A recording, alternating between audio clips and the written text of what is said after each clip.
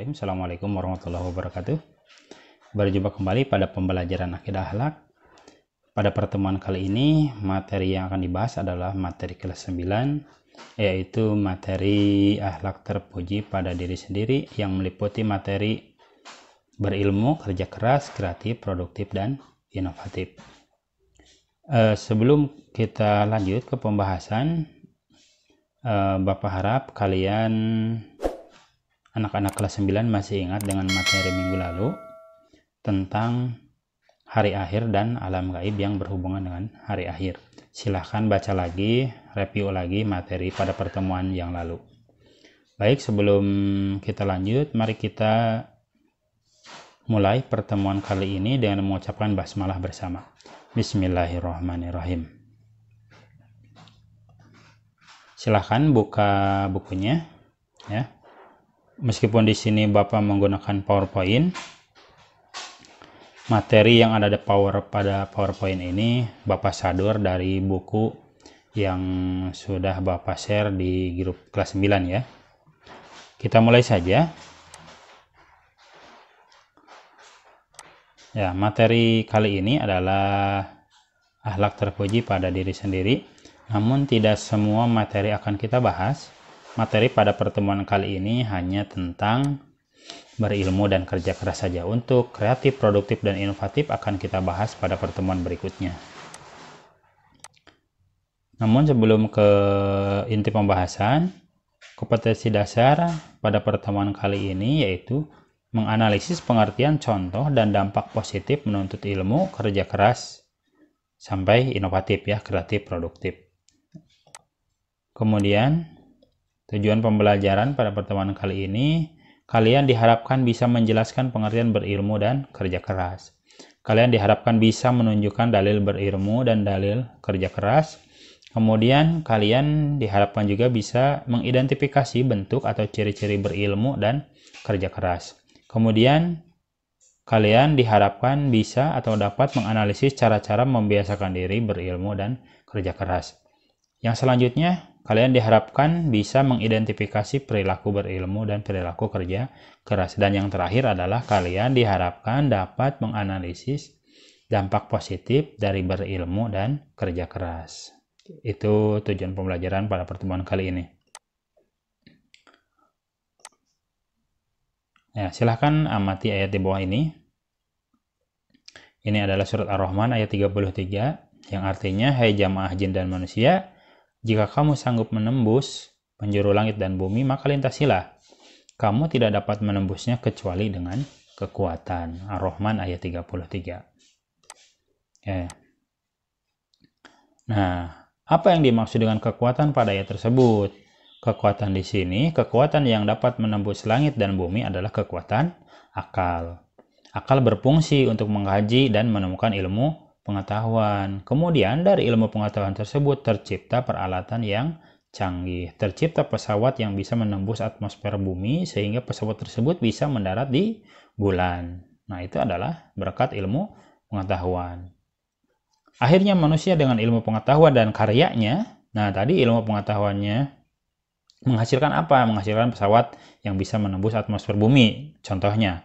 Nah, sehingga pesawat itu bisa menembus penjuru langit dan bumi, berhasil mendarat di bulan. Bukankah dengan ilmu pengetahuan semua menjadi mudah? Ya, betul ya. Dengan adanya ilmu pengetahuan, semuanya bisa menjadi mudah. Dulu komunikasi itu terbatas. Kalau kita ingin berkomunikasi dengan sanak saudara yang jauh, terbatas melalui surat saja, melalui pos ya. Kalau sekarang, gampang. Tinggal nyalakan HP, tinggal buka WhatsApp-nya, tinggal kalian melakukan voice call ya dengan saudara atau teman. Nah, itu lebih mudah ya. Tidak hanya dengan teman atau sanak saudara yang di Indonesia saja, bahkan di manapun di seluruh dunia kita bisa terkoneksi dengan mereka. Itulah mudahnya dengan adanya ilmu pengetahuan. Ayo kita lanjutkan ke materinya ya, berilmu atau memiliki ilmu. Kalian bisa mengikuti materi ini melalui buku juga ya. Nah, apa itu berilmu? Berilmu adalah kemampuan, kecakapan, atau keahlian yang dimiliki seseorang atas ilmu tertentu. Orang itu memiliki ilmu bisa membuat pesawat ya, berarti orang itu memiliki ilmu pengetahuan di bidang membuat pesawat. Salah satu contohnya ya. Ilmu itu dapat memberi manfaat bagi diri sendiri maupun orang lain. Ya. Oke, contohnya tadi sudah ya. Kalau di sini adalah contohnya orang yang memiliki ilmu membaca Al-Quran secara tartil. Tentu dia mampu membaca Al-Quran dengan fasih dan orang lain yang mendengarnya akan merasa senang dan nyaman. Tentu saja orang ini tidak sekedar paham secara teori, tetapi juga paham secara praktik dalam membaca Al-Quran secara tartil. Itu contohnya ya. Nah, kemudian 4 golongan manusia yang berilmu. Yang pertama, orang yang tahu dan tahu bahwa dirinya tahu. Kedua, orang yang tahu tetapi tidak tahu bahwa dirinya tahu. Ketiga, orang yang tidak tahu tetapi tahu bahwa dirinya tidak tahu. Dan yang keempat, orang yang tidak tahu tetapi tidak tahu bahwa dirinya itu tidak tahu. Untuk penjelasannya, silahkan kalian buka buku. Ada di halaman 28. Golongan yang pertama adalah rajulun yadri wa yadri annahu yadri. Orang yang tahu dan tahu bahwa dirinya itu tahu. Di sini maksudnya orang yang memiliki ilmu tertentu dan mau mengamalkan ilmu yang dimiliki tanpa mengharap pamrih atau imbalan. Itu golongan yang pertama. Golongan yang kedua, rajulun yadri la yadri annahu yadri. Orang yang tahu tetapi tidak tahu bahwa dirinya tahu. Maksudnya orang yang berilmu tertentu tetapi tidak mau mengamalkan ilmu yang dimilikinya. Ilmu itu hanya untuk dirinya sendiri. Jikapun dia mau memberikan ilmunya kepada orang lain, ada imbalannya. Yang ketiga, rajulun la yadri wa yadri annahu la yadri. Orang yang tidak tahu tetapi tahu bahwa dirinya itu tidak tahu. Di sini maksudnya orang yang menyadari kekurangannya bahwa dia itu tidak berilmu. Yang keempat, rajulun la yadri annahu la yadri. Orang yang tidak tahu tetapi dia tidak tahu kalau dirinya itu tidak tahu. Di sini adalah maksudnya orang yang tidak berilmu tapi dia tidak tahu kalau dirinya tidak berilmu. Nah, itu 4 golongan manusia berkaitan dengan ilmu. Ya, Bapak harap kalian paham ya. Kita lanjutkan lagi. Ini sudah ya, bahasan ini sudah.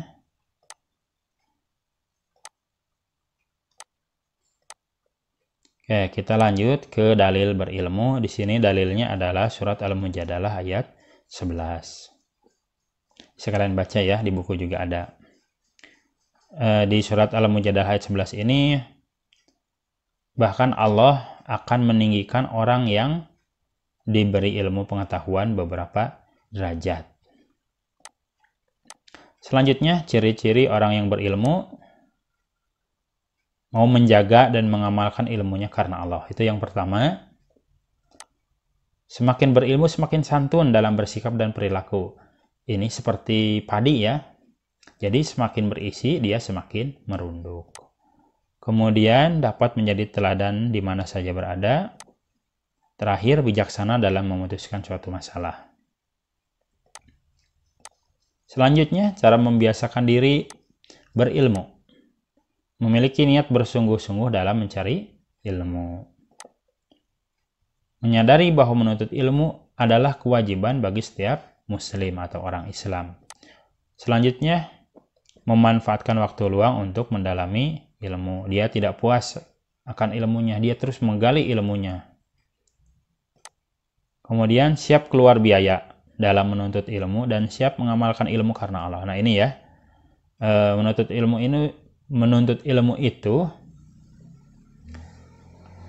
membutuhkan biaya yang tidak sedikit. Maka orang yang haus akan ilmu, dia harus siap-siap keluar biaya ya, yang tidak sedikit. Khususnya menuntut ilmu di pendidikan formal ya, sekolah gitu. Nanti kalian ke jenjang lebih tinggi, kuliah, nah itu membutuhkan biaya yang tidak sedikit. Dan kalian harus siap mengeluarkan biaya tersebut. Perilaku orang yang memiliki ilmu. Yang pertama, tenang dalam berpikir, bersikap, dan perilaku. Berusaha mengembangkan ilmu yang dimilikinya. Beraktivitas yang bermanfaat untuk diri sendiri dan orang lain. Selalu berwajah ceria dan lapang dada. Dampak positif berilmu bagi diri sendiri. Ini ya, ilmunya semakin luas, menjalankan perintah Allah, hidup lebih bermanfaat dan terarah, lebih mudah mencapai keabsahan beribadah, dapat mempermudah usaha yang dimiliki, dapat mendatangkan rezeki yang tak terduga, akan mendapat pahala dan memperoleh derajat yang tinggi. Sesuai tadi ya, dalil yang tadi. Dampak positif berilmu bagi orang lain, dapat mengajarkan kepada orang lain, mempermudah orang lain untuk mendalami suatu ilmu, memberi manfaat kepada orang lain, membuat orang lain menjadi pintar, memupuk perilaku mulia bagi orang lain, berpartisipasi mencerdaskan umat, dan wawasan berpikir semakin luas. Kemudian, bagi lingkungan, memberi manfaat bagi lingkungan sekitar. Ya, contohnya, kalau di lingkungan sedang merenovasi masjid, kalau orang memiliki ilmu di bidang bangunan misalnya, ya dia akan berkontribusi ya, akan memberi manfaat. Kalau orang itu misalnya pandai atau berilmu di bidang desainnya, desain bangunan, dia akan mencurahkan pikirannya untuk mendesain bangunan masjid tersebut. Ya, contohnya ya. Dapat membawa nama baik lingkungan. Kemudian dapat menciptakan kegemaran menuntut ilmu di masyarakat, menjadikan lingkungan aman dan damai, dan semakin meyakinkan masyarakat akan pentingnya suatu ilmu. Itu dampak positif berilmu bagi lingkungan. Ya, sebelum lanjut, di sini Bapak ada sebuah video ya. Isinya itu tentang keutamaan ilmu dibandingkan harta, menurut nasihat sahabat Ali bin Abi Thalib. Assalamualaikum warahmatullahi wabarakatuh. Ali bin Abi Thalib radhiyallahu anhu memberikan nasihat kepada kita tentang keutamaan ilmu dibanding harta. Pertama, ilmu merupakan warisan para nabi dan rasul, sedangkan harta merupakan warisan Qarun, Fir'aun, Namrud, dan lain-lain. Kedua, ilmu akan senantiasa menjaga diri kita, sementara harta malah sebaliknya, justru kitalah yang harus menjaganya. Ketiga, harta jika kita sering menggunakannya akan semakin berkurang. Berbeda dengan ilmu, semakin sering digunakan, maka semakin sering bertambah. Keempat, pemilik harta biasanya akan ada seorang yang menyebutnya pelit, sementara pemilik ilmu akan dihargai dan disegani. Kelima, pemilik harta biasanya akan selalu menjaganya dari kejahatan, baik maling, rampok, maupun yang lain. Sementara ilmu tak perlu susah menjaganya, karena dialah yang akan menjaga kita. Keenam, pemilik ilmu akan mendapatkan syafaat dari Allah Subhanahu wa Ta'ala di hari akhir kelak. Sementara pemilik harta, setiap harta yang dia gunakan akan dihisab oleh Allah Subhanahu wa Ta'ala di hari akhir kelak. Ketujuh, harta pada saatnya akan habis, sementara ilmu dia akan abadi. Kedelapan, orang yang banyak harta biasanya akan dijunjung tinggi hanya karena hartanya, sementara orang yang berilmu akan dijunjung tinggi karena ilmu, intelektual, dan karya-karyanya. Kesembilan, harta seringkali membuat kita gelisah. Dalam kata lain, harta bisa mengeraskan hati kita, sementara ilmu sebaliknya. Ilmu akan menyinari hati sehingga hati kita menjadi terang dan tentram. Wallahu a'lam bishawab. Wassalamualaikum warahmatullahi wabarakatuh. Nah, itu dia keutamaan ilmu dibandingkan dengan harta ya.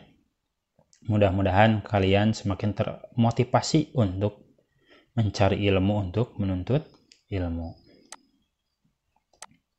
Kita lanjutkan ya ke materi berikutnya. Kerja keras. Bagaimana kerja keras seorang pelajar? Kerja keras seorang pelajar adalah dengan belajar dengan sungguh-sungguh. Sudahkah kalian belajar dengan sungguh-sungguh? Itu pertanyaannya. Nah, sudahkah kalian belajar dengan sungguh-sungguh? Kesungguhan belajar salah satunya dibuktikan dengan nilai yang memuaskan. Selanjutnya, pengertian kerja keras.